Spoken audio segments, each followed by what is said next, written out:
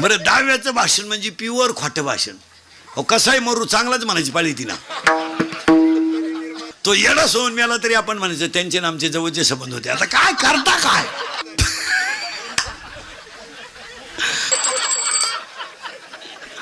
त्याला एकदा सोसायटीचं चेअरमन केलं ते त्यानं 300 वर ऐकला तरी आपण त्याने म्हणायचं गावाच्या विकासात त्यांचा फार वाटा आहे. आता काय कर त्याच्यापर्यंत त्याला उचलून आपटलं तरी आपण म्हणायचं त्यांनी कुटुंबाची घडी अतिशय.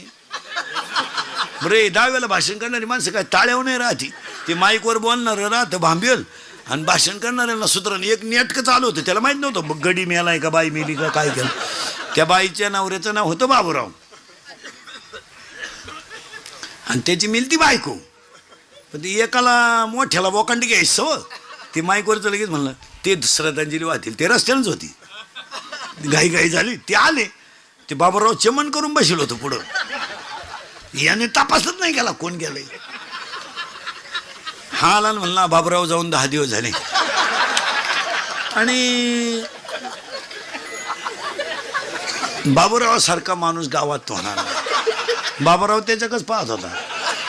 बाबूराव म्हणला आता माया बायकोचा दावा आहे म्हणून सोडलं तुला, नाही तर उचलून आपडलं असतं. मी बायको पाहिली दुसरी, तू म्हणतो बाबूराव जाऊन 10 दिवस झाले.